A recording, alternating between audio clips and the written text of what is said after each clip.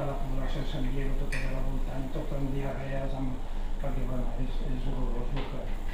8 insecticides diferents, 2 fungicides, 4 reguladors de creixement, de foliars. Tot això en una hectàrea de terreny. Imagineu la quantitat de química que utilitzem per les plantacions de cotó.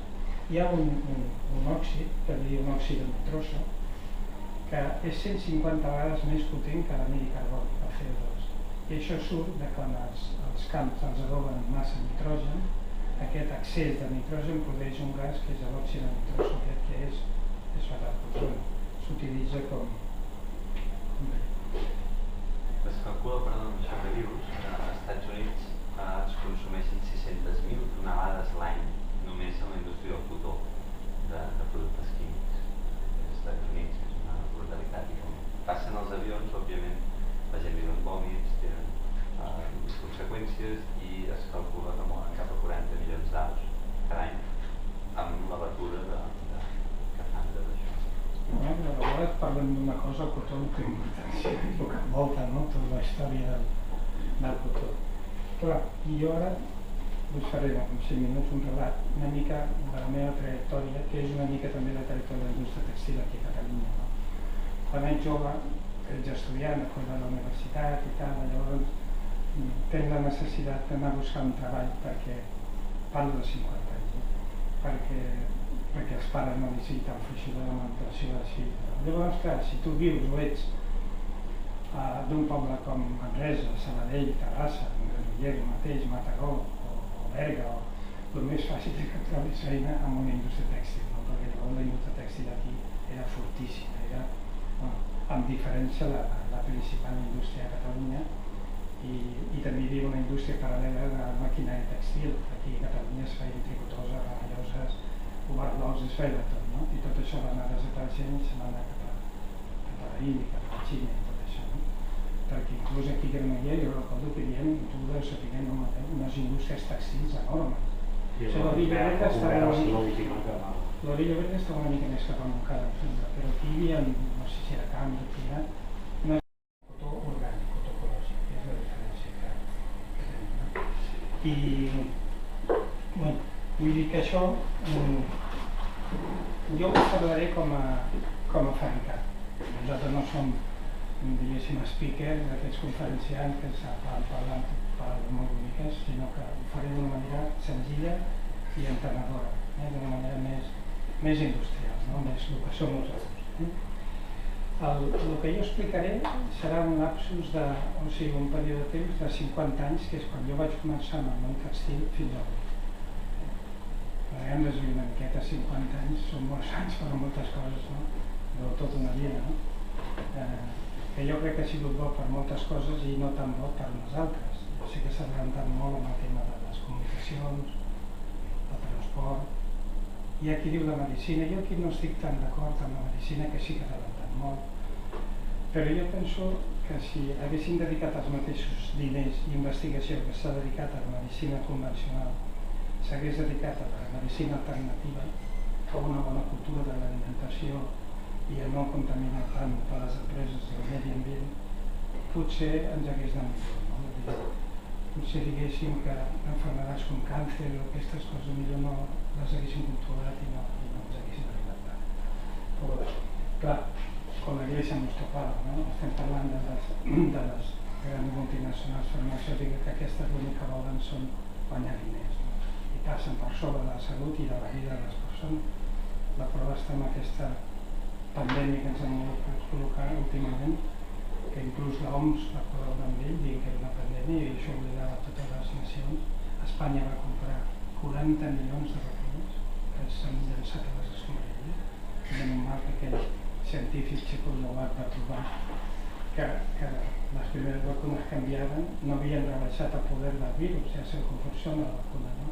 Que injecten el mateix virus de la grip a dintre però està bonit i les defenses mateix del corpus ja es cuiden. Bueno, això ja és sapigut. Vull dir que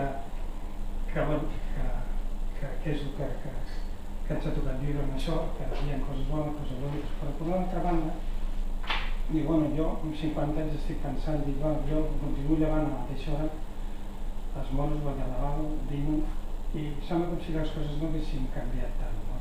Només te'n vas al treball, la gent va al treball al carrer, i des de si el carrer va més estressat que abans. Perquè l'altre dia llegia un informe d'Amèrica que diu que el poder adquisitiu en 10 anys ja ha baixat i treballa més hores que mai. I que no sé quin progrés hem tingut en moltes coses que no lliguen amb el progrés que hauria de ser. No? Però crec que els trets no han anat tot posicionats. Però hem vingut a parlar de cotó, no de la vida de tot això.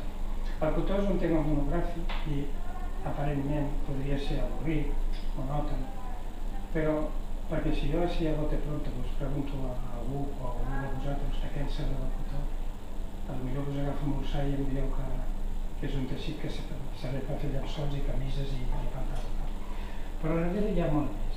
I el cotó és la fibra d'origen vegetal més antiga que es coneix en el món i ha format part de l'evolució i de la humanitat. Ha anat creixent i vivint i convivint amb la humanitat. Els experts diuen que podria ser que entre els 8 i 10.000 anys abans de Jesucrist, que l'Homo sapiens, quan ja deixa de ser nòmada i es fa sedentari, comença ja a deixar les pells dels animals, que hi ha un problema per ells, una casa per i llavors comencen a tirar ja de blat. I de totes les fibres, que n'hi havia moltes d'una manera esporàdica, que naixien, el llute, el lli, el cànem, el bambú, el cotó, de totes la més apreciada, la més utilitzada era el cotó.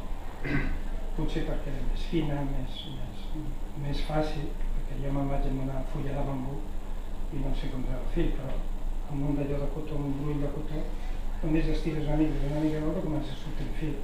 Potser per aquesta facilitat, perquè era més suau per el que sigui, resulta que era la fibra i continua sent la fibra més important de totes les que s'utilitzen al món. No? Hem de pensar que actualment treballen més de 100 milions de persones només amb el cultiu del cotó. Recullen, imagineu la quantitat de gent que treballa des que el cotó surt del camp fins que acaba sent una prenda, llavors molts més milions. No? Per això em dic que és un producte que forma part de la vida de les persones. Si diuen que la meitat de tots els teixits que existeixen al món són de cotó i quasi l'altra meitat de teixit ho porten en la seva composició, acrílic-cotó, polièster-cotó, polimier-cotó, vull dir que el cotó està present en la vida de les persones constantment. No? I el cotó no serveix només per fer teixits, que la indústria del cotó s'ha estat tirant molt en la indústria de l'alimentació, l'oli de cotó també per la bolleria, la pasteleria, fan bombes, és d'adob pels camps, també d'alimentació per als animals i que té moltes grans. Per això és un tema tan gran de diners que aquests 4 multinacionals no els hi ha pogut passar desapercebut. Perquè el 3% de totes les terres cultivables de la terra estan dedicades al cotó. Sembla poc, però no és, un 3% de totes les terres cultivades del món són moltes. De fet, és el cultiu més extensiu que existeix, més que el blat de moro i més que tot. Què passa? Que aquestes grans multinacionals, Bayer, Monsanto i aquesta gent, doncs què passa? Que és un pastel molt gran i ells controlen el negoci del cotó, controlen des de les seves llotges de Nova York i Londres, on marquen els preus de compra de cotó als agricultors i també el preu que ens hi venen els adobs, de tal manera que han arribat a un punt d'abús tan gran que, a la Índia, per exemple, perquè la Índia va començar el tema tèxtil, ara està la Xina, però la potència més important de l'Índia. Allà molta gent, ha hagut suïcidis massius de gent que d'alguna manera han demanat préstec, perquè allà ho vam constatar aquest dia, vam estar a sentir a l'Índia, allà no demanen els préstecs als bancs normalment, perquè tampoc els hi donaria. Aquests pobres agricultors ho demanen els prestamistes d'allà al voltant del seu poble, la gent que es dedica. Clar, si els va malament la cosa i no poden tornar els diners, llavors queden a suïcidi. El mateix verí que utilitzen per les plantacions se'l prenen i es mor. Perquè ja hi ha una llei que diu que si la persona que deu, que és de deute, es mor, aquesta multa queda eliminada. I per no deixar-li aquest problema a la família, la gent es suïcida. Però què fan aquestes multinacionals? Com que últimament han tingut fracassos d'aquests importants, han creat una altra cosa per controlar millor i amb menys problemes el tema de món mundial del comerç del cotó. I han creat els transgènics. Els transgènics, que són els transgènics que modifiquen el gen i injecten el verí al gen, i d'aquesta manera se suposa que teòricament no han d'utilitzar insecticides als camps. No és veritat, perquè ja fa al cap dels 2 o 3 anys que estan utilitzant els transgènics, el BT aquest famós. No, més, 15 anys. 15 anys. Bé, fa 5 anys s'han suïcidat 250.000 agricultors a la Índia, en els últims 5 anys, que són els que fa 15 anys van començar a utilitzar llavors. Vull dir que ara, una vegada comencen a utilitzar això, representa que se'n donen compte que a més han d'utilitzar insecticides perquè ja s'ha immunitzat aquest gent i tot el. Però que aquesta gent continuen controlant, perquè què passa? Que aquestes llavors no es reprodueixen, cada any moren. Llavors, cada any l'agricultor ha d'anar a comprar les llavors amb aquesta gent, cada any hi posen el preu que els hi convé i els hi paguen el cotó cada vegada. Vull dir que continuen tenint el gran control del món mundial aquest de la... Una coseta, perquè abans ha dit el 3% de la superfície cultivable. Amb això s'endú el 25% dels químics utilitzats en l'agroindústria, 25% dels pesticides, 15% dels insecticides utilitzats a nivell mundial són deguts a la indústria del cotó. En la qual dius, ostres, estem davant del que comentàvem abans, que comprar per comprar prendes no és sostenible ni li interessa a ningú, ni a les persones ni al medi ambient, generar aquesta quantitat d'activitat per no res. Algú coneix la planta de cotó?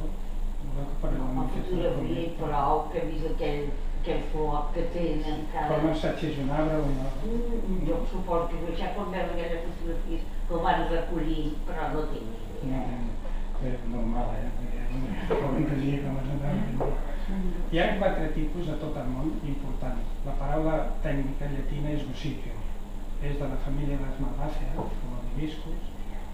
I llavors, doncs, hi ha el barbadense, que diuen Gossypium barbadense, que és el que es cultiva més aviat cap als Andes, és el de millor qualitat, la fibra més llarga. De fet, el cotó sembla ser que va néixer amb aquells barbats per allà. Després hi ha l'Irsitu, que és el que diuen cotó americà, és el més extens, de molt bona qualitat també, no tant com l'altre, però és el més extens a tot el món. I després hi ha de les conegudes i més usuals, hi ha 2 tipus, l'Herbaceum i l'Arboreum, que més aviat són oriündos de la part de l'Orient, de la Xina, de Pakistan, Índia, que no és de tan bona qualitat i la fibra és més curta. No? O sigui que, després ja parlarem d'on estem nosaltres i quin tipus de cotó treballem. I ara us diré que a mi això ho vaig dirigir, perquè em fa vergonya això que deia en Santi, no?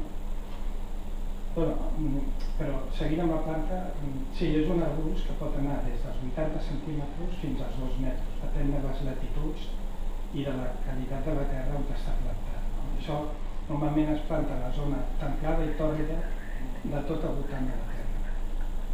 Va bé a 500 metres d'alçada, a més de 1.000 ja no fructifica. Els països principals, quasi tots aquests que envolten, des de Laos, dels Estats Units, Perú, Pakistan, Índia... Ara n'hi ha 20 i tants països que s'han adjuntat al voltant de l'Àfrica i les terres han de ser unes terres de sorra, sorrenques perquè filtrin l'aigua i argilloses perquè mantingui la humitat. És bo que plogui quan se sembra i amb el seu desenvolupament, no és bo que plogui amb la seva maduració i quan cullen perquè llavors fa mal el cotó. I ara és quan nosaltres hauríem de fer, fins ara hem estat parlant de cotó convencional, però el motiu de la xerrada d'avui és el cotó orgànic, el cotó ecològic. Però he explicat una mica del cotó perquè ara puguem veure la diferència que hi ha amb el... Per això us ho llegeixo, perquè ja dic que em fot estar vergonya de llegir. El cotó convencional, el cotó normal de tota la vida, no tota la vida, no dels últims anys, utilitza 800 quilos d'abonus químics per hectàrea. 800 quilos d'abonus químics per les terres. Utilitzen 3 tipus de desinfectants. Quan són plantacions molt grans, ho fan amb avionetes, que allà ballen i sap que ballen allà als Estats Units quan passen aquestes espècies, no vull dir que I que la indústria tèxtil més important del món era Anglaterra, sempre ha sigut perquè sí, però és que Catalunya li va anar i alguna vegada li va passar per endavant. Els teixits de Sabadell, de Tamborín i Bruixes, aquests s'exportaven a tot el món i va ser la primera indústria tèxtil del món. Però clar, llavors no hi havia internet, ni la televisió tot just començava, notícies, recordem una època de dictadura, no n'hi havia cap informació. Però quan ets jove penses que va arribar en viatges a l'estranger, quasi tot a l'estranger, alguna revista especialitzada, i anaves captant una mica d'informació. I em dones compte que la indústria tèxtil era de les més contaminants, i continua sent, de totes les indústries que existeixen, verdaderament tòxiques i contaminants per un tot. No fa molt que vam estar a Monsanto a l'Índia, al sud de l'Índia, que era Tirapur, va ser la zona industrial tèxtil més potent del món. Van ser hereus dels anglesos, quan van conquerir l'Índia, allà es va desenvolupar una indústria enorme, molt gran, però van fer-ho sense cap control mediambiental, de tal manera que tiraven tot les cims a les rieres, als rius, i un desastre, i nosaltres vam veure una situació dantesca, les rieres seques, les terres ermes, la gent pobra, quan havia sigut una regió riquíssima, és pobra perquè inclús el govern de l'Índia va donar una ordre, potser pressionats per la comunitat mundial, que estaven fent el medi ambient, i van decretar una llei que tancaven totes les empreses que contaminessin. Doncs que en van tancar centenars, ho van fer, la veritat, i van deixar aquesta zona pobríssima, sense molt poques indústries, i vull dir, però clar, anava pensant, però bueno, si això mateix també passava a Catalunya, si és que les rieres aquestes de Rubí, o la riera d'Argentona, o el Ter, o el Llobregat, semblaven velles clavegueres, si allà baixaven el color segons el que havien tintat aquell dia. El que passa és que aquí, al ser quasi a Europa, resulta que potser s'han posat les depuradores més de pressa que allà, potser s'ha fet una labor una mica i no ha arribat al drama tan gran com va arribar a l'Índia, però llavors que dius, amb la ignorància i la joventut, què puc fer perquè la indústria tèxtil no sigui tan contaminant? Llavors comença a buscar pel món i vaig trobar una organització feta pels sindicats alemans que es deia Nocotex, que encara existeix. Però aquesta gent més aviat estaven més dedicats a treure algun producte del tim, eren tòxics, cancerígenos, segons l'Organització Mundial de la Salut, i eren de menor impacte. Però no era suficient. Llavors que el govern d'aquí de Barcelona s'hi va apuntar també, i algunes indústries catalanes, amb el tema de l'Ocotex, però no era suficient. No tenien en compte l'origen de les matèries, si eren acrílic, si eren cotó, la procedència, o quin tipus de cotó. I no era suficient, però era el que hi havia, i a més d'una altra circumstància que quan tenien les peces de teixit les havien d'enviar un pin a Portugal perquè aquí a Espanya no hi havia cap tiro homologat amb Ocotex. I així li va passar el mateix també a Llauret i a moltes empreses d'aquí catalanes, algunes que es van apuntar. Però no era suficient. El cas és que un dia em va caure a les mans d'una revista estrangera, per suposat, que deia que hi havia una biòloga nord-americana, Sally Bersich-Fox, que estava cultivant un cotó que naixia a la planta de color i que ho estava fent d'una manera orgànica, d'una manera ecològica. I jo casualment tenia una filla que estava estudiant a Nova York, a la Universitat d'Ítaca, i li posa'm en contacte amb aquesta dona de que hi ha de cert de tot això de tenir un cotó que neix a color, això no s'havia sentit mai. I sí, em va posar en contacte amb ella i es va produir la sinèrgia.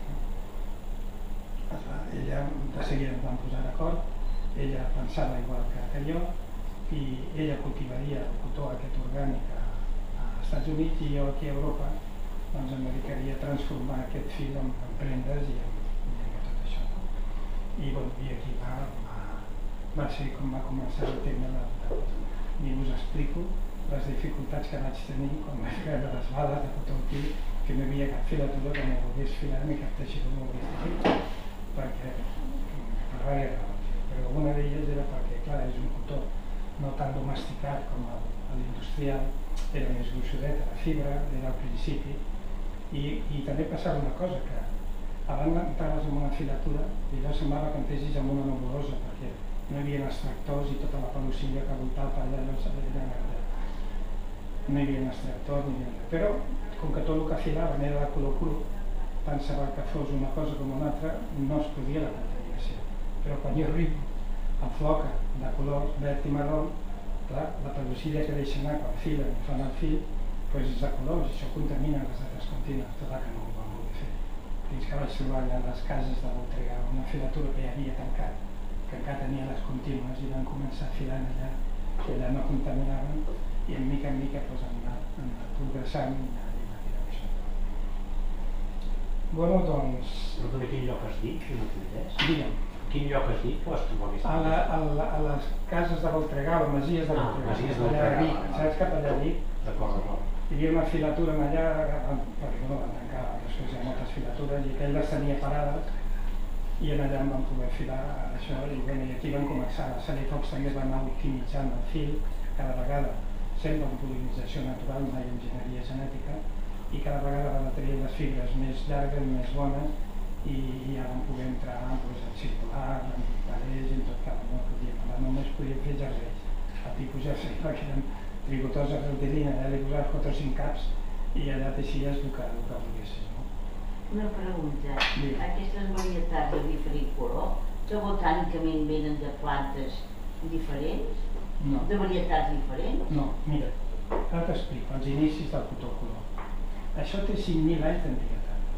Sembla que sigui una cosa per dir, per les industrials de tota la vida del cotó, i em neguen que el cotó pugui ser de color. El cotó sempre ha sigut de color cru, i a mi no em diguis que és de colors, perquè això és mentida, perquè jo porto 80 anys, 70, no sé què, i sempre ha sigut cru, no?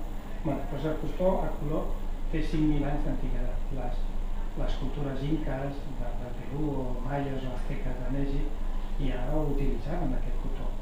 Hi ha moltes anècdotes, van trobar jaciments, l'estil egipci, on eren tumbes, que al costat li posaven unes mines amb un vestit colorat de color, i pensaven, com a trobar, potser eren fills, però després, modernament, amb les tècniques aquestes del carbó i tal, van veure que no, que era cotó de color, que no eren tintats, no? I després hi ha moltes més anècdotes, quan els espanyols, per exemple, eren al Perú, amb el Pizarro, diu que van quedar meravellats de veure aquells camps de cotó, com les flors, de centenars de matisos, que neixien d'una manera salvatge, natural, no? Que els pescadors utilitzaven el color marró per fer les seves rets, perquè diu que els peixos no veien tant, i les tribus, diguéssim, dels plans, pagaven els seus tributs a les comunidades, als azteques de les muntanyes, que eren els caçadors, els forts, els hi pagaven els seus tributs en cotó. Vull dir que això té una tirada. Però per què? Perquè a nosaltres no sabíem que hi havia cotó de color, que pensaven que el cotó sempre era color. I això va començar a final del segle XVIII, 1700 molt, que els anglesos comencen a industrialitzar el camp. Troben inventen una màquina que diem desmotadora, que si vosaltres agafeu una planta no es porta que flor de cotó. Si agafeu una flor de cotó, no és una flor, és un bulbo que explota. Primer surt la flor, la marxita cau i després queda el bulbo, que quan madura rebenta i surt el cotó. No això, amb flor, però això ja té un procés industrial, que és la mitja. Llavors, dintre hi ha la llavor, que són com uns grans de cafè, n'hi ha 8 o 10, i llavors tot això es feia. I llavors aquests anglesos inventen aquesta màquina que tenen la llavor per una banda, el cotó per una altra, i això els va facilitar molt. Després inventen el taler i a principi del pròxim segle els tints químics barats. Llavors l'agricultor va deixar de cultivar cotó a color. Per què? Perquè no és fàcil, perquè no és que sigui un color marró o un color verd, no, són matisos.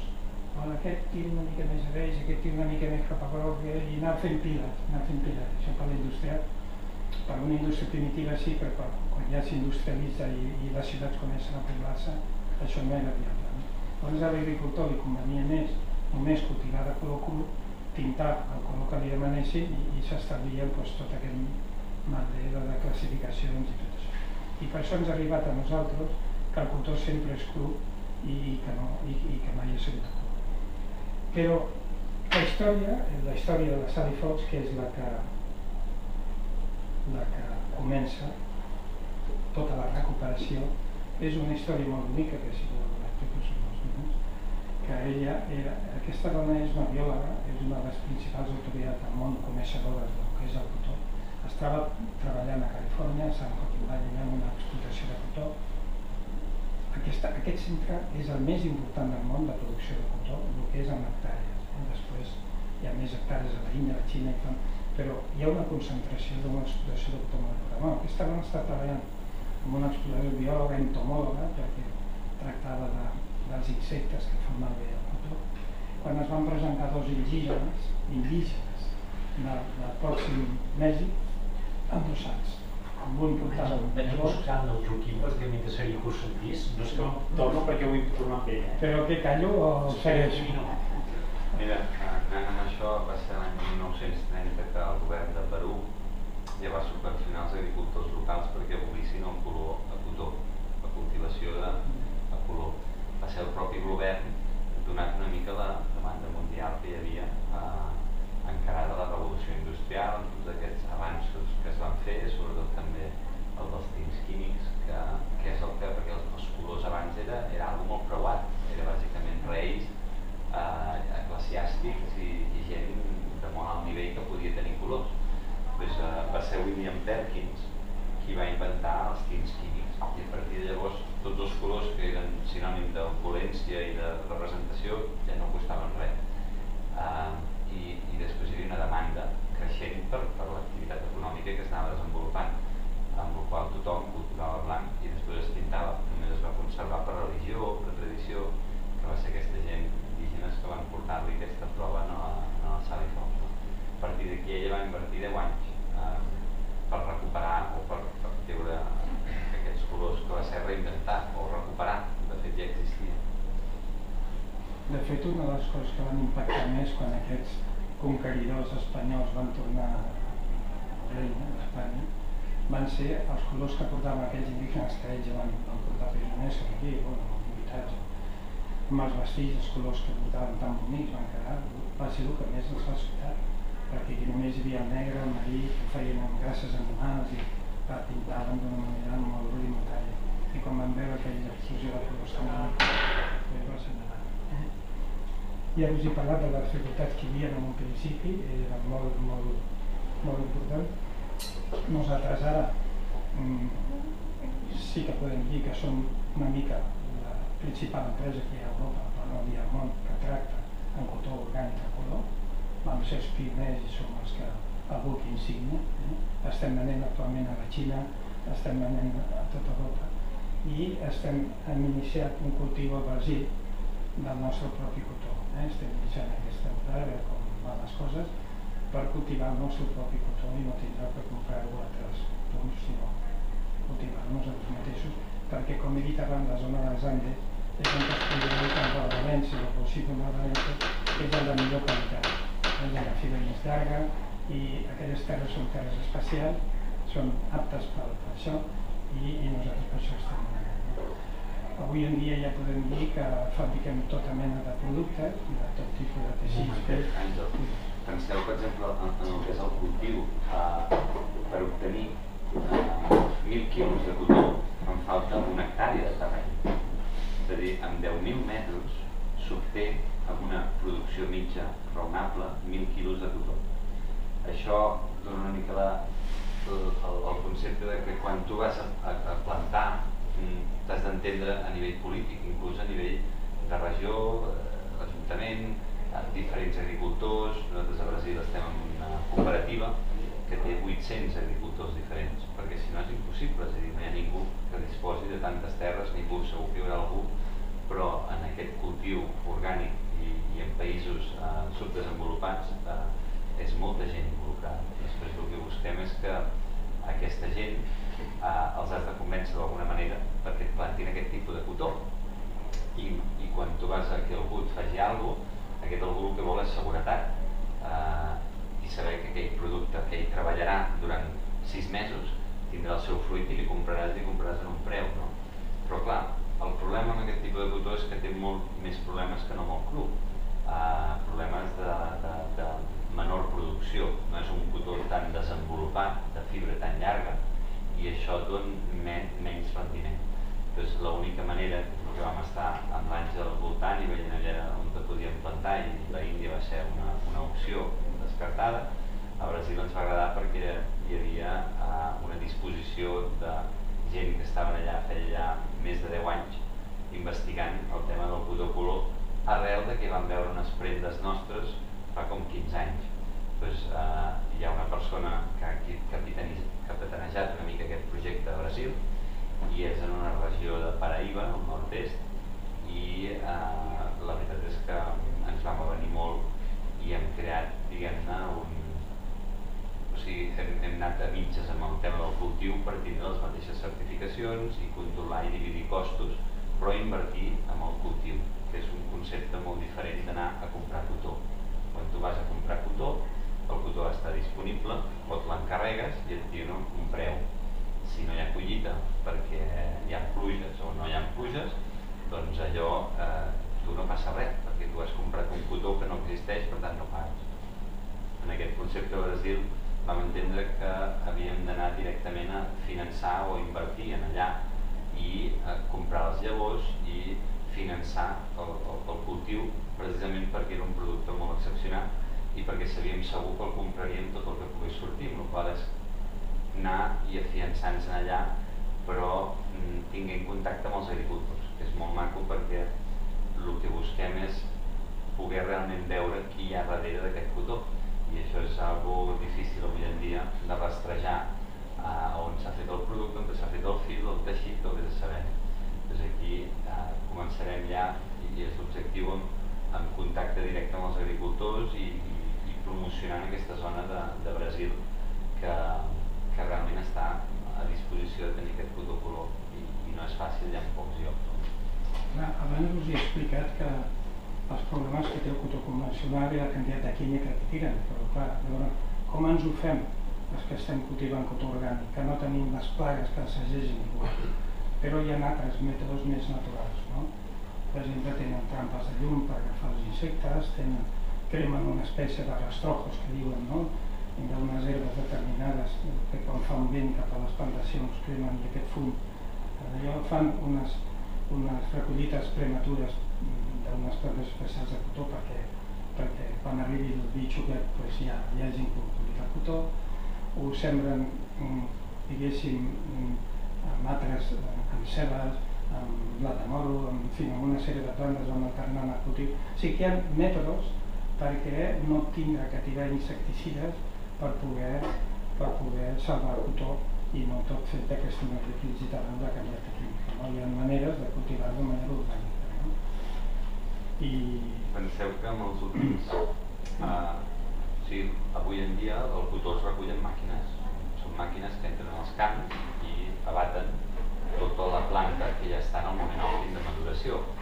Però anem al mateix, està en el moment òptim de maduració perquè els components que es fiquen en els camps ja fomenten que el creixement, la maduració sigui a l'unísono, perquè després passaran les màquines i s'enduen les branques, el cotó i s'enduen tot. I després ja es processa, es separa. Aquí estem parlant a Brasil que araden el camp amb burros i que s'agafen un mes per recollir el cotó a mà. Durant un mes van agafant el cotó només aquell que està en el moment òptim de maduració.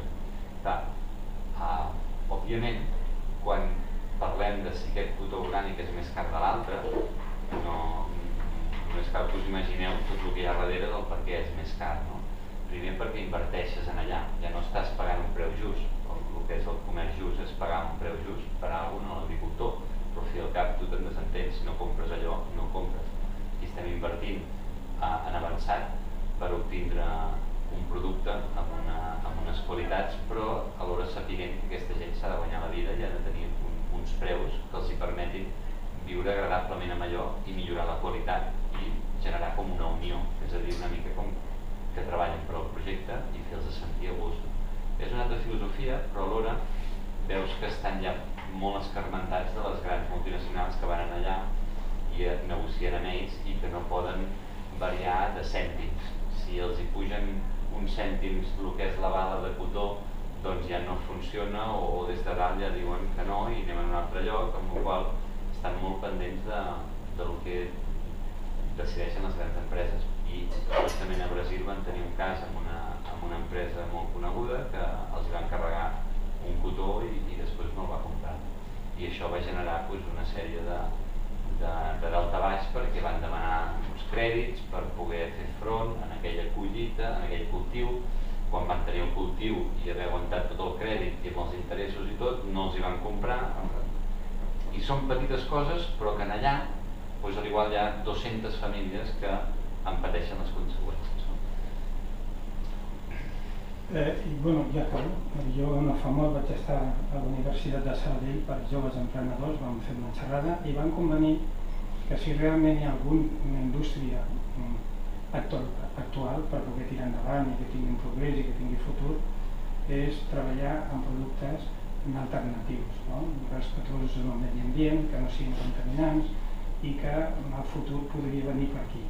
I aquells van convenir que sí, que han de ser empreses específiques i que siguin respetuoses, no? I bueno, nosaltres vam tenir un somni. El somni era anar substituint tots els teixits que existeixen, és un somni, que existeixen, tots són contaminants, per un teixit de cotó orgànic que són respetuosos amb el medi ambient, amb la salut de les persones i establirien tot això de tota aquesta química i sobretot la química dels tints, que és una també de les més importants, no? Bueno, i ja si voleu doncs, feu preguntes, suposo que en teniu per fer, perquè això és un tema també bastant desconegut i a mesura que pugui doncs, avui en dia a moltes fires la gent ens diu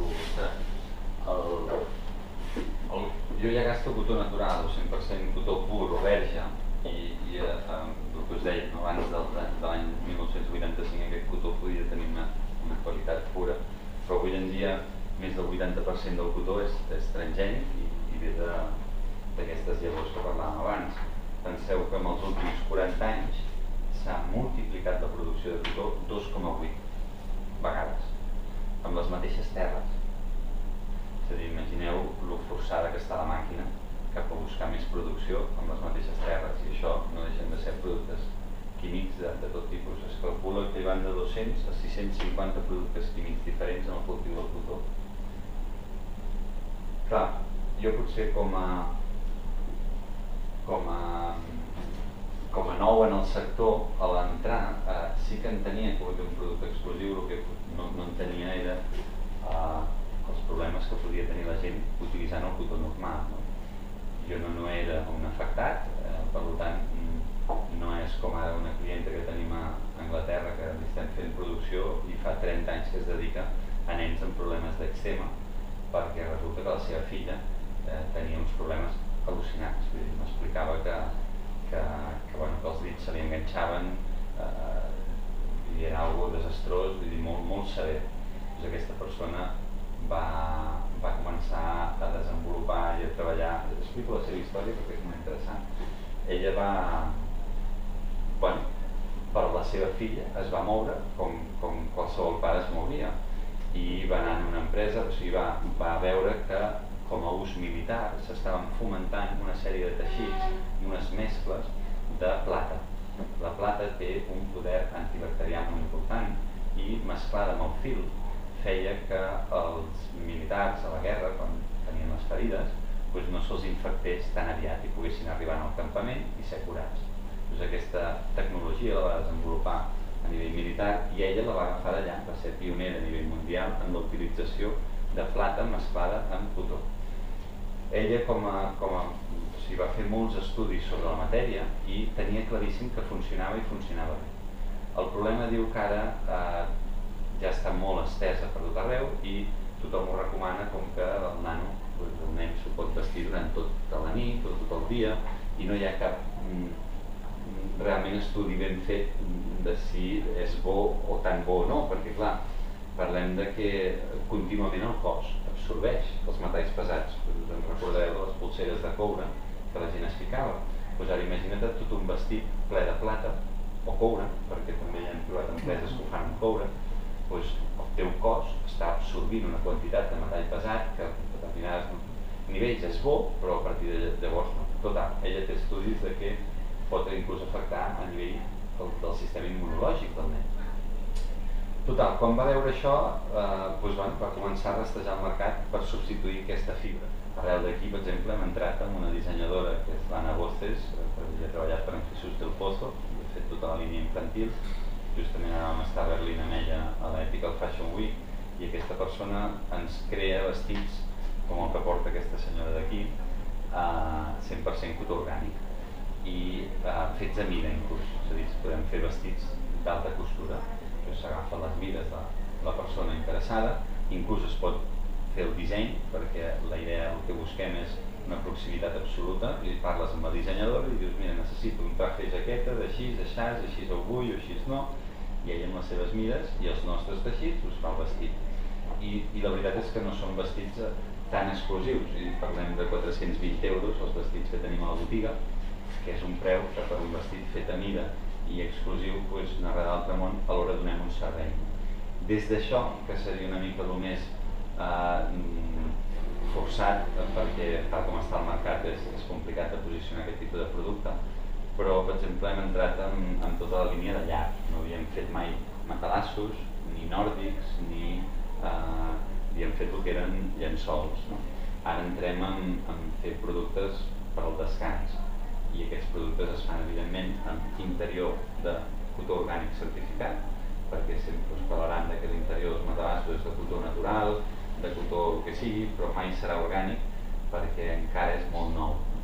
Doncs, totes les fundes, també amb aquests teixits que us he ensenyat abans, doncs, creem un producte absolutament natural sense més innovació, és a dir, no s'introdueix làtex ni res.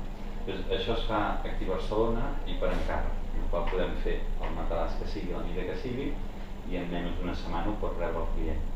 Des de coixins de ioga, gent que vulgui posar el sofà, etc. És un altre mercat amb el tema del descans i de la llar que també hem entrat.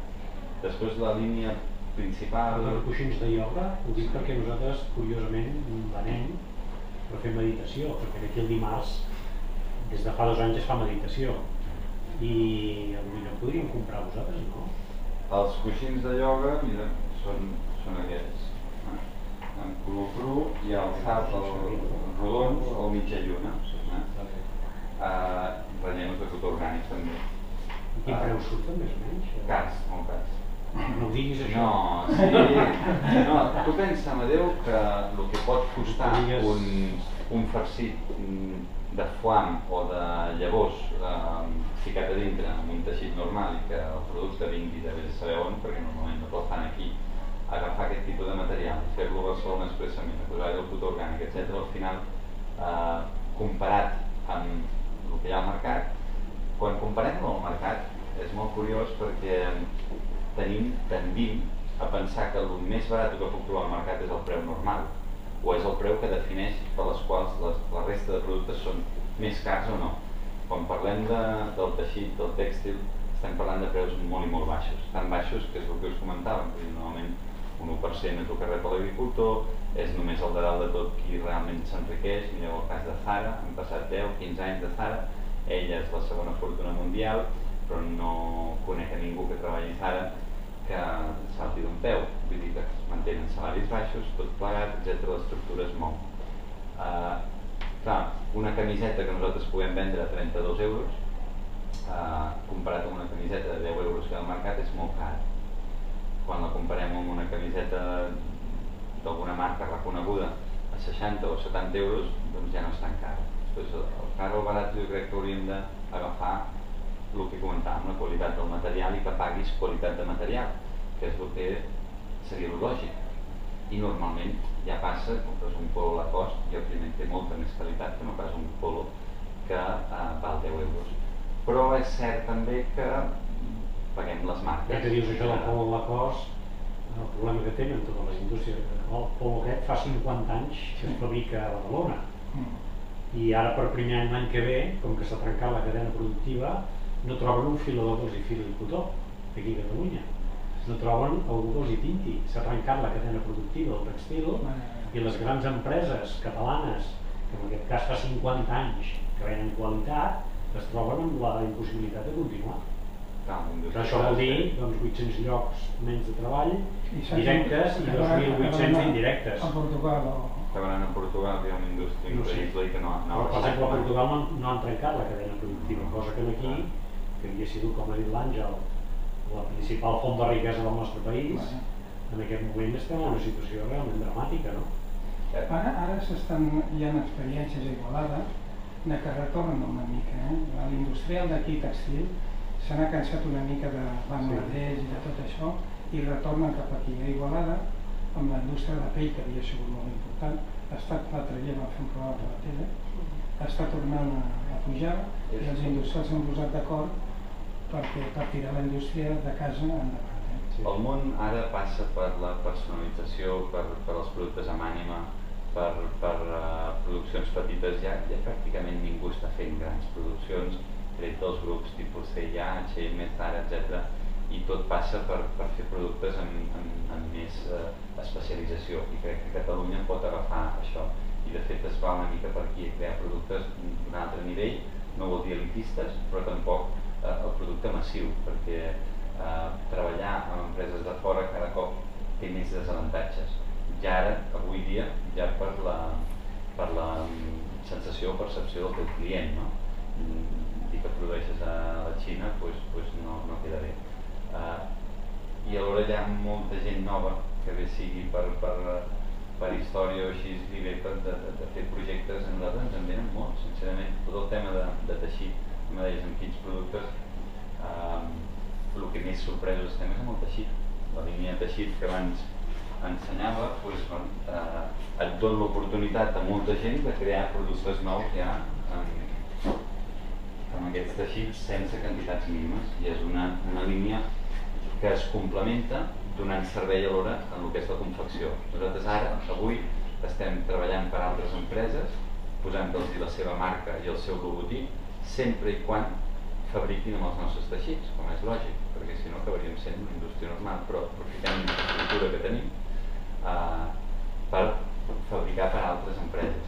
Perquè crec que com a marca sí que hem creat molts productes durant 20 anys, però el que necessitem tots plegats és que hi hagi oferta al carrer.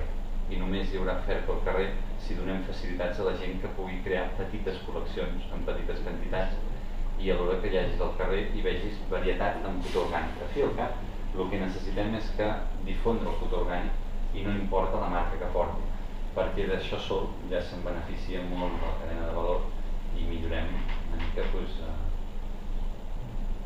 les condicions laborals.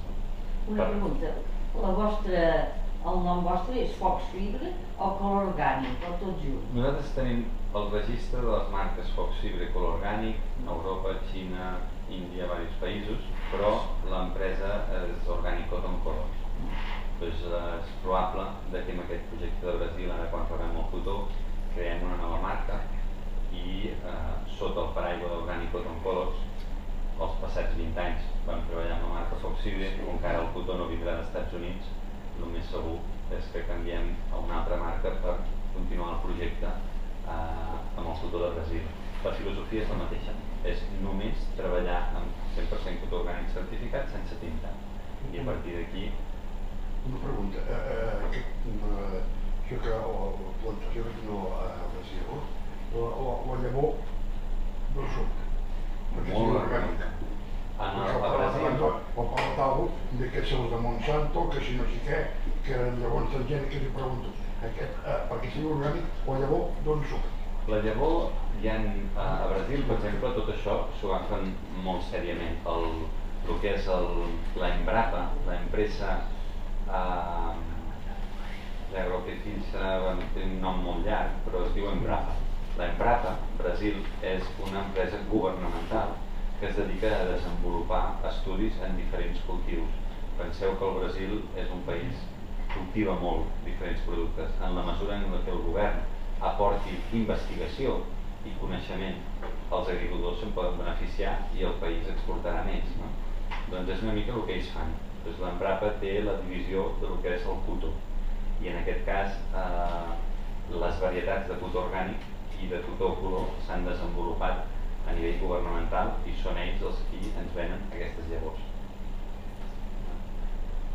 Ara, per exemple... La llavor La llavor ells la cultiven, la perfeccionen amb pol·linització, sense enginyeria genètica, i després creen un camp de cultiu només per obtenir llavors. I després l'any que ve ja tenen llavors. Per exemple, ara ens està passant amb el color verd que tenim alguna dificultat per tenir llavors. Doncs, en el cas de Brasil, jo crec que amb aquest esperit d'oferir qualitat anem una miqueta més enllà i recuperem una llavor antiga que era una ELS que es diu Extra Long Staple, és a dir, fibra molt llarga, una mica com la fama del cotó Sea Island o el cotó egipci, Erotima, fibres que poden estar en els 40 mil·límetres. Nosaltres normalment treballem amb fibres de 23 a 26 mil·límetres de llargues. Fibra estable amb marró, cru i verd. El que ara busquem és tindre una fibra de 40 mil·límetres en color cru que mesclarem amb el color marró i el verd. Perquè el que aquest senyor ha fet aquests últims 20 anys ja es necessiten ganes. És a dir, per què? Perquè posicionar comercialment una camiseta de color marró o de color verd és molt complicat, perquè el preu d'aquell producte, la realitat, és que és molt més elevat que en el cru. El qual, si ja la gent no demana cotó color natural, costa introduir-lo. Si a més és més car, doncs estem parlant que al cap de 2 anys s'aboleix tot i ja ningú te'l compra. Doncs era evident que l'oferta s'havia de generar amb una igualtat de preus indistintament del color que s'escollís. I aquí l'única via és barrejar el color cru amb el marró i el verd, un 50%. Amb això s'obté una fibra més potent i més sòlida i alhora abaixes el preu i pots fer una mica, pots vendre el mateix preu als 3 productes. Però el teixit el fabriqueu, o sigui, aquí, el teixit, no és el teixit. El teixit finalment deixem a Catalunya. A Catalunya. Sí, és que clar, depèn, perquè hi ha el punt que són circulars, que llavors això ho deixem a Mataró, si per exemple són talers, són de venda. No és que us ho contradeu a la Índia o a Xina, així està Catalunya. El govern de Brasil està molt interessat en el que és l'explotació de matèria prima pura, no està gaire gravada amb arancels, de quantitats tòxics, de suavitzants, de 30.000, pensa que amb els processos humits un normal són 4, però és que se'n fan fins a 10-12 diferents processos per aconseguir diferents aptituds del material. Ja m'has pres el color verd. I en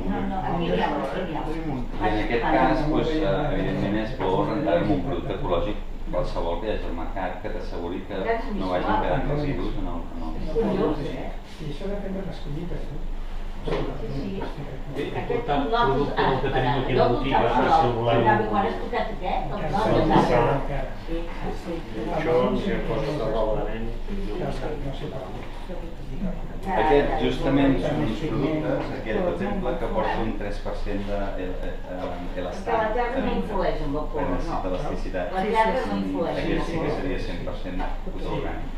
Si són terres, ens han fet parlar de molts productes, però si són terres òptimes, hasta 2.000 euros per casa. Nosaltres ara el que Sí, depèn de l'hora, és que sí... plantegem una mica són aquest concepte de mobles ja al cartró per introduir en centres comercials aquí i a fora d'Europa, perquè són els que volen una imatge de cartró sense vernís, no pesa res, pot enviar fàcilment i una mica aquest concepte de packaging igual.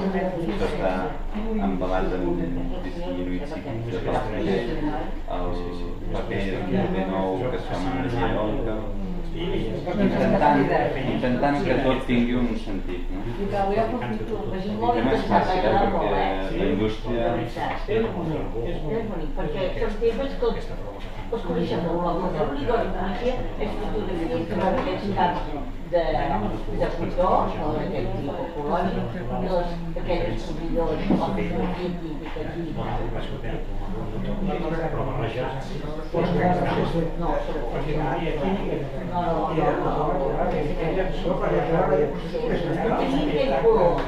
Els processos, el que comentes, tots hem vist l'anunci de la garrafa de Fontbella, que diu que és una garrafa ecològica i bàsicament té la meitat de plàstic que l'anterior. És ecològica o no, la garrafa de Fontbella? Clar, El concepte ecològic hem d'entendre primer que sapigueu que biològic, orgànic i ecològic vol dir el mateix. En determinats sectors s'usa més un o una altra nomenclatura, però el concepte és el mateix, orgànic, biològic i ecològic. Però aquí tothom es fa un lío i les empreses també. Nosaltres fem un blog que és Polyflower, que difon ecologia, moltes empreses ens diuen d'escriure sobre els seus productes, i va escriure una empresa que portava un portabocadillos ecològic, deia. Aquest portabocadillos resultava ser un tros de petroli, de plàstic, que bàsicament, com que no el tiraves i el reutilitzaves, ja era ecològic. Ostres, no. Allò és un polímer, és un plàstic, i allò és petroli. Allò pot tindre un ús sostenible o pot ser molt sostenible l'ús que li donis en aquell tros de petroli, perquè si no fas servir bosses de plàstic, les vas tirant, i el nano durant tot l'any que va a col·le amb l'entrepà, és una actitud ecològica o sostenible, actitud, però mai un producte ecològic. Un producte ecològic s'entén que s'hauria de tirar a terra i se l'hauria de menjar a la terra i s'hauria de biodegradar sense cap efecte nociu, i òbviament no hauria de tenir cap efecte nociu en el cos. Després, els tins s'han fet bajanades amb els tins. Jo encara vaig fer una petició amb aquests de Greenpeace que forçaven Zara i algunes cadenes, Mango i tal, per acollir-se a un detox programa, que en diuen ells, detox vol dir desintoxicació, cap a utilitzar productes menys nocius. Zara va ser molt llest i en una setmana va reaccionar. Ells van llançar la campanya, es van penjar en algun Zara a Madrid i tal, i al cap d'una setmana es van reunir amb els de Greenpeace i ho van solucionar, ja van firmar i ja tu endavant. Els de Greenpeace van quedar, hòstia, molt bé, i òbviament després va ser, hòstia, molt bé Zara perquè ha fet tal. Quan tu llegies la llei de Petita, que em va agradar molt llegir la llei de Petita, agafava uns compromisos que a partir del 2020 2 o 3 productes dels més nocius ja no s'utilitzarien, és a dir, al final, però fantàstic, ho hem d'aplaudir i millor això que res, però no ens enganyem. Després, tins, a mi molta gent ara ens parlen d'utilitzar els nostres teixits, però que volen color perquè tampoc saben els problemes que porta el color. Sembla una sensació que quan diem tintes a l'aigua o tintes vegetals és com una aquarel·la i escolta'm, a l'aigua ja està, natural del tot. I no, hi ha uns fixadors després que són el que fa que el colorant penetri i es mantingui a la roba. Quan hem anat en algun lloc d'aquests molt hippies que tinten de la seva manera en productes naturals, aquells tints normalment se'n van amb els rentats o es degraden. Nosaltres estem acostumats a comprar productes que el que volem és que rentada de rentada mantingui el color. Sempre hi ha una degradació perquè el tint no deixa de ser... És com si agafem un motxo d'una escombra i el submergim en pintura vermella. Tots els fils quedaran impregnants i allò es secarà. Amb el roce, el posant-ho, el treure-ho, el rentar-ho, es van produint, es van desprenent molècules amb el roce. Les molècules les inhalem o se'n van a l'aigua. I els tints són altament contaminants. Ara bé, tints a l'aigua o tints vegetals, estem parlant que el que és el colorant és molt més beneficiós que no pas els que s'utilitzaven tradicionalment. Però després tens els fixadors, i els fixadors tots són altament tòxics. Inclús els fixadors Ocotex, que Ocotex no deixa de ser una minimització de l'impacte dels tints en la indústria del tèxtil. I és molt millor això que no qualsevol altra cosa, però no ens pensem que això no té cap mena d'impacte. Avui en dia hi ha una empresa alemana, holandesa, que ha tret al mercat l'any passat uns tints que realment diuen que tot el seu conjunt és orgànic. Felicitats i de fet ja n'hem enviat molts cap allà. Nosaltres, per la nostra part, estem tintant en blau, índigo. A Portugal podem tintar amb aquest blau que de fet ja hem fet algunes coses, que és un blau fosc molt xulo, i tant el color com el fixador és orgànic. Fixadors orgànics hi ha, per exemple, l'ombre o el sulfat de ferro. Si volem fixar un producte, només posant un clau rovellat, el que es desprèn no deixa de ser aquest element el que necessiten per fixar. Però això a la gran indústria no s'utilitzava perquè fins ara tampoc ningú els ha demanat. És a dir, són els de dalt de tot que els han de restringir a utilitzar una sèrie de coses que són molt més pràctiques a l'hora de pintar. És a dir que jo per casualitat el meu germà està amb una noia peruana i la idea és poder exportar els tints d'allà. Doncs com funcionen els tints? Són comunitats que depenent de la comunitat on estan situades utilitzen plantes, utilitzen arrels o utilitzen minerals. Però penseu que són comunitats que en els últims 40 o 50 anys han utilitzat arrels per pintar i aquestes arrels continuen allà i no han desaparegut. Vull dir que la indústria no pot agafar aquestes arrels perquè automàticament en res s'acaben les arrels.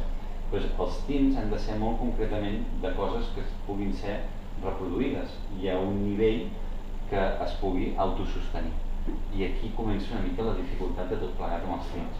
Siguent lo fàcil que és els tints químics i dient tintes de l'aigua i tal, ja hi ha una bona acceptació al mercat, doncs és complicat que s'afiquin amb això. Però bueno, ens faria il·lusió poder proporcionar tints i colors si sabem que són totalment orgànics. Després, la idea és exportar la cultura d'aquesta gent. I ja tenim el contacte amb diferents comunitats i ara estem mirant amb la transformació d'aquest producte natural a pols o alguna cosa que es pugui vendre a quilos i que es pugui tintar aquí. Ho aconseguirem tard o d'hora, però bueno, és un més a més. Diguem que estem en un món on el món està fet de colors, si la gent vol colors alegria, però ens hauríem d'esforçar tots plegats que els colors fossin també més sostenibles en tot el nostre entorn, perquè no hi ha més. El que deien dels rius de la Xina és que baixaven rius blaus de les fàbriques de texans, però una passada. I això no té gaire futur. Una cosa, no sé si l'heu explicat, quan parleu d'aquest terapèutic, dona'ns algun exemple. Jo sé, per exemple, un noi d'aquí, que el Patrici, em sembla que utilitza aquests mitjons, perquè té molts problemes als peus, i és l'únic mitjó. En què es basa això? El cotó orgànic té una capacitat de treure l'electricitat estàtica molt impressionant, i a part el tacte és una qüestió sobre persones i de sensibilitats de pell. El que és innegable és que es nota, és a dir, els productes que venem, ja siguin roba interior, ja siguin mitjons o pijames, un se'n dona compte després de tot el dia, però després hi ha gent que té problemes i que encara necessita més. Nosaltres, molta gent amb sensibilitat química múltiple, que és una malaltia molt específica de químics i que no toleren productes aliens, aquesta gent nota els productes. Si poséssim acabats humits ho notaria, si poséssim fils de polièster o nylon a l'hora de cosir ho notaria. És un client molt extrem. El client que ara no té cap problema amb el que porta, doncs es nota amb el confort que et proporciona. La mateixa camiseta, quan sues durant tot l'estiu, ho notes. Té més capacitat d'absorció, no? Sí, i de transpiració. Jo crec que una de les coses també que van bé la terapeuta que dius és per la transpiració. Que no tindrà cap producte químic ni sintètic, transpira. I una de les coses que produeixen molta malaltia de la pell és la falta de transpiració. Poses una camiseta de polièster i allò és com una coratge, no transpira, i el cotó transpira. Jo crec que alguns èxits és això. Avui en dia la indústria tracta d'introduir productes nous que vagin en la línia del que és moda o el que està estès al carrer. I ara el reciclar, a més del concepte ecològic mal entès, doncs el reciclat també s'hi suma. Hi ha molta gent i anuncis que fa producto ecológico perquè ve de hilo reciclado de botellas PET. Botelles d'aquestes de plàstic en fan fil, vam estar a l'Índia en una fàbrica d'aquestes i clar, és el concepte de dir tot val perquè comercialment té una sortida en el mercat, però quan analitzes els processos que se'n deriven no tenen cap mena de sentit. Estem fent un upcycling d'un producte que no va estar creat per estar en contacte amb la pell, va estar creat per ser una botella de plàstic per posar-hi líquid. Doncs agafem aquest producte, li introduïm molta petjada de carboni quan aquí gastem molta energia maquinària per processar-lo, esmicolar-lo, netejar-lo, i alhora hi afegem nous tòxics per fer un polímer resistent perquè pugui acabar sent un fil, perquè pugui arribar amb tot que anàvem amb tendència d'anar. Però penseu que les empreses d'alimentació ecològica estan creixent a ritmes de més del 10%. He parlat amb gent que ven supermercats, etc.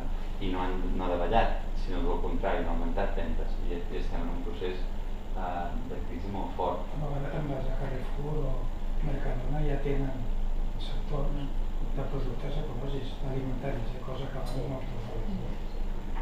Bé, perquè vol dir que el públic comença a donar-se compte de que hi ha una demanda, i si no hi ha aquesta demanda, evidentment les empreses no ho faran. Bueno, doncs és embarcadat tot això. Ens ha agradat molt i la veritat ens hem entrat de moltes coses que no sabíem sobre el cotó, que també és molt interessant. Jo com a jove d'aquest país em sobta conèixer tan poc o desconèixer tan poc de la indústria del cotó. Jo si no fos per aquest senyor i aquest projecte no en sabria pràcticament res. I Catalunya va arribar a ser una potència dintre Europa amb el tema del teixit. I és curiós perquè justament quan vam anar en aquesta filatura que ja havia treballat per ell, són com ciutats, una construcció, una colònia, hi havia l'església, l'economat, tot. Ostres, això és història viua d'aquest país. I en canvi dona la sensació que ningú se'n vol recordar. És que és més còmode l'altre. Vas al súper, agafes això, agafes allò que dius tu i una persona soltera, doncs encara més. I és còmode. Bueno, deixa'm fer una mica aquesta casa, a més de vendre jersei, feia un negoci que és arròs. No sabia, no sé si ho sabia, que teníem... I és que l'altre dia vam estar, és una mica de broma, però és veritat que hi hem invertit en dues coses, amb energia. Nosaltres l'energia d'aquesta botiga, el 83% és energia solar fotovoltaica, és un projecte que es va tirar endavant amb 50 petites empreses i vam aconseguir tirar un parc solar fotovoltaic a Navès i ara ens estan castigant el govern a base de bé i és el mateix que ens passa amb això de l'arròs, no? Que som molta gent que vam creure que el Delta de l'Ebre es podia transformar en un espai natural, reserva de la biosfera i a més tenir un producte de qualitat i en aquest moment, doncs, bueno, en aquest moment de crisi tot això està, és veritat que creix el consum però per l'altra banda també està castigadíssim perquè les poques subvencions que hi havia no hi són. I aleshores l'altre dia vam venir... Ara trauran l'aigua també, o sigui... Ara a més trauran l'aigua i bueno, és un altre exemple més de que aquí anem endarrere perquè tota la producció pràcticament s'està exportant perquè aquí no hi ha consciència de consum amb aquest tema i bueno, val la pena doncs, saber, és veritat, aquest arròs val 3 euros i és un preu ja quasi especial perquè hi ha arrossos ecològics que valen 4 i 5 euros i clar, per un nomen que és pràcticament químic tot, doncs val 20 em sembla, no? Més o menys. Aleshores, clar, la gent aviat ho ha triat, no? Si me'n donen el doble... Quina varietat és? Aquest, bueno, ja tenim el sencer, diguéssim, i després hi ha el normal, l'arròs normal. No fem el bomba, dic fem com si jo m'hi dediqués, no en tinc ni idea. Però va ser un projecte que ens va semblar que teníem que apoyar fa 15 anys i ara estem passant un moment més difícil de tot, que igual el d'allò. Això es van comprar molta gent, es va comprar 60 hectàrees en el Delta de l'Ebre, amb el compromís que una tercera part es dedicaria a la nidificació d'aus migratòries. Aquesta part ha sigut un èxit impressionant, si no al Delta heu d'anar a Rietbell a veure ocells. I per què ha sigut un èxit? Perquè els únics camps que els ocells poden menjar arròs natural és els nostres. Per tant, el que és bo per una banda acaba sent un problema per l'altra, perquè la proliferació i els ocells que han acabat nidificant a la zona s'han augmentat molt, aquest objectiu s'ha complert, però per l'altra banda la folla d'aigua se'ns menja una tercera part de la collita. I per què es menja aquest arròs i no un altre? Perquè no són tan tontos com els humans i que nosaltres ens mengem a l'altre, el químic. El químic que s'ha blanquejat, hauríeu de veure com es fumiga amb avionetes al Delta de l'Ebre i els problemes que generen a la pròpia població del Delta i en les pròpies aus, no? És una reserva de l'atmosfera. Sí. Vull dir que... Bueno, ara em veig perquè l'altre dia el director general va venir aquí i doncs em va deixar uns d'allò, hi ha gent, clients que ho saben i a vegades dius, com que no es troba, però si algú vol, aquest val, em sembla que són 4 euros a la botiga i aquí me'l va deixar per mi, no hi guanyo res amb això. Nosaltres si es manté el projecte ja ens fa il·lusió, no? Però si algú està interessat, doncs 3 euros i pugueu un arròs realment una carrera o una altra, però bueno, és allò de valorar-ho, no? Però bueno, aquestes coses en aquest moment estan castigades, el tema de l'energia solar fotovoltaica a nosaltres ens està castigant el govern d'una manera impressionant. On el teniu? A Navesa, a la vora de Solsona. Tenim 3 seguidors solars, nosaltres, n'hi ha quasi 100, però va ser una cosa amb garantia de l'Estat, perquè hi havia un projecte a nivell d'Estat de potenciar les energies renovables, i la que hi ha hagut la crisi, el primer que han retallat és això, i ara doncs ens trobem que l'octubre, novembre i desembre no ens paguen els quilowatts produïts, tot i que es continuen posant a la xarxa, i mentre aquí passa això, a Alemanya, amb la meitat d'insolació, han aconseguit que l'energia més, o sigui, el percentatge d'energia més important que utilitzen és la fotovoltaica, en un país que tenen la meitat de sol, per tant, el doble de rellò. Aquí també hi va haver un problema molt seriós, que es va, molts que feien trampa, que estaven injectant en la red, fent veure aleshores que no tenien sol. Això és passat, No, en aquest país passa de tot, menys prou rat. Que prou. L'eòlica va passar molt. L'eòlica és un altre problema. L'eòlica hi ha els ecologistes que no volen l'eòlica. Per què? Ens posaran la nuclear, o ja la tenim, vaja. Penseu que Alemanya... De posar l'eòlica en el mar. I aquí havien de posar el Delta de l'Ebre i s'ha parat. En canvi, una de les empreses que hi intervenia, perquè deia que ho havien parat perquè no hi havia subvenció, però una d'aquestes empreses n'està muntant un al Cantàbric, un al mar. I aquí s'hi van posar els del Delta de l'Ebre, la Generalitat s'hi va posar tothom i s'ha parat.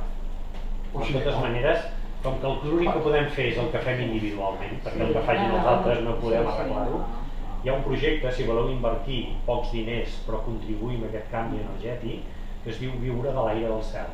Nosaltres hi estem posats i ho depèn de Som Energia. Qualsevol persona individual o empresa sabeu que podeu contractar energia neta o de la xarxa normal. A mesura que hi hagi més demanda de gent que demani energia a Som Energia i no a Endesa, aquí 2 casos, més obligat estarà el govern a posar això. I Viure de l'aire de cel s'intenta, de moment em sembla que són 500 famílies, que entre tots construir un molí de vent. El que passa que està costant moltíssim, perquè això, com que és privilegi de les grans multinacionals que acaben de fer un negoci, quan unes quantes famílies volen fer això i posen tots els problemes del món, igual que ens van posar nosaltres amb el parc solar fotovoltaic. Però això no vol dir que no es pugui fer i que tenim una certa responsabilitat individual de consumir bé i d'intentar, des de l'energia, en el menjar, en el textil, intentar ser coherents amb el que demanem, no? Perquè al final tenim el món que consumim. Aquí és el vot que fem cada dia. Vull dir, si consumim malament, penseu que els espanyols, això són dades del Ministeri de fa 3 anys, no crec que hagi variat gaire, comprem el 80% del que comprem ho comprem a 20 empreses. 20 empreses. Però que nosaltres també, si analitzem després on de comprem, veureu que nosaltres també podem amb aquesta proporció, però ens està passant. I 500.000 botiguers espanyols venem el 20% que queda. Us imagineu què passaria demà en aquest país si ens poséssim tots d'acord a comprar en el petit comerç? Sabeu com duraria la crisi? Sabeu com canviaria l'atur? Hi ha estudis que diuen que en 3 mesos tothom treballaria, però això no ho farem. 500.000 botiguers venem el 20% del que es consumeix. 20 empreses el 80%, que deus en aquesta dada. Clar, els indignats està molt bé el moviment, però tots van entendre des del quechua. Així ho arreglem o no ho arreglem? Què vols arreglar?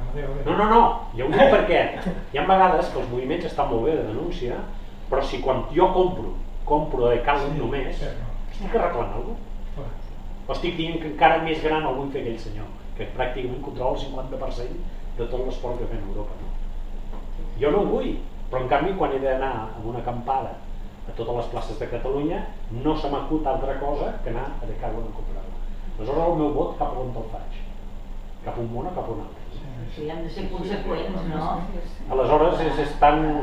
L'altre dia a la Universitat de Girona, que vaig estar en una xerrada, em deien, però és que hi ha algun altre lloc que es pugui comprar una tenda de campanya, em deia la gent que hi ha algun altre lloc que es pugui anar, que no sigui de Calvo.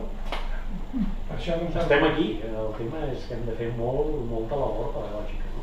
Per això nosaltres hem obert moltes línies per anar cobrint moltes necessitats, no? Com deia en Santi, hem entrat en el món del matalàs, de la tovallola, de la dona, de bebè, fem catifes, vull dir que anem ampliant molt l'oferta perquè cada vegada hi ha més gent que compri conseqüentment. Però és d'agrair des del comerç i també des del consumidor que hi hagi iniciatives com la vostra, que hi ha més un interès de posar, una mica és una economia del bé comú, en el que prima el posar un granet de sorra per canviar el món més que el poder i l'enriquiment personal, no? Aleshores aquest és el gran canvi de paradigma, no? Intentar de fer coses que ens ajudin a canviar el món des d'aquesta acció que fem diàriament, no? I ho podem fer sempre quan tinguem producte de gent que d'una forma honesta estigui posant a l'abast aquest producte perquè el vosaltres el podem consumir. Empresari de petit, he vist els meus pares, jo crec que una empresa ha de guanyar diners i és sa que guanyi diners sempre i quan en tota la cadena de valor també es guanyi diners. És a dir, al final hem de crear negocis sostenibles que se sostinguin ells mateixos. Si nosaltres no guanyéssim diners no podrem invertir. És a dir, si el plan que portem de fer teixits, no demanar quantitats mínimes requereix molta inversió. És a dir, no és conseqüent el que obtens amb el que realment has d'invertir en avançat partint d'aquests productes disponibles. Jo crec que es pot generar un negoci on tothom hi guanyi. Guanyar. Guanyar. Els agricultors, tota la cadena de valor. Però és trist veure com a país Espanya és el primer productor de productes ecològics que ven a Europa, no consumidor, l'alimentació, i Catalunya és el principal exportador de blat de moro a Europa, transgènic. Quan hi ha molts països, Alemanya fa ja uns anys es va prohibir aquest cultiu i aquí l'estem cultivant i l'estem exportant. Ostres, quin tipus de país volem, no? Quin tipus de país en què les farmacèutiques s'han de vetllar per la salut i la vida de les persones, resulta que creen vacunes falses per matar milions de persones per guanyar diner. I els polítics, moltes vegades. Sí, tot porten a quilòmetres. Aleshores, és allò, aquella reflexió de dir què faig jo perquè això canvi, perquè pensar que ho farà tothom és impossible. No soc jo el que feia la conferència, però m'ha semblat que valia la pena apoyar-vos, donar-vos les gràcies, que ara ampliarem l'espai nosaltres amb noves propostes. Tot aquest espai d'aquí el dedicarem quasi 120 metres quadrats a promocionar noves tendències, nous dissenyadors, certificació de que tot el procés productiu, ja sabeu que tenim a baix una botigueta al Nou Besari, que allà només hi posem coses fabricades aquí, que tot el procés productiu s'ha fet aquí. Creiem fermament en això i segurament ja de cara a octubre veurem en aquest espai anterior que cada mes seguirem aquest espai gratuïtament a iniciatives de gent jove que està produint petites produccions, com dèieu vosaltres, del textil, i que la veritat és que no és el preu, no estan venent preu, aquesta gent estan venent una altra cosa. I veiem si som capaços, encara que sigui des d'aquesta botiga, d'influenciar una mica perquè el consum d'alguna manera pugui ser diferent. Perquè és que a més els botiguers també estem en risc d'extinció. El control, tenen clar, aquestes 20 empreses controlen totes les ciutats catalanes. I nosaltres d'ofertes d'aquesta gent en tenim, no us hi podeu imaginar. Però bueno, volem mantenir-nos, si podem. Volem mantenir-nos, si som capaços d'aguantar i demostrar que el petit comerç també té una labor com a cohesionador, com a vertebrador de la societat i com a dinamitzador de noves propostes. Després ells ja se n'aprofitaran, però de moment els promotors hem de ser nosaltres. Al final el que hauríem d'anar és una moneda pròpia, que ja s'ha fet al Res de Girona, que va funcionar molt a Bèlgica, i és el que diu ell, però assegurant-te que els altres no en poden... O sigui, com a mínim fomentes l'economia local, ja no és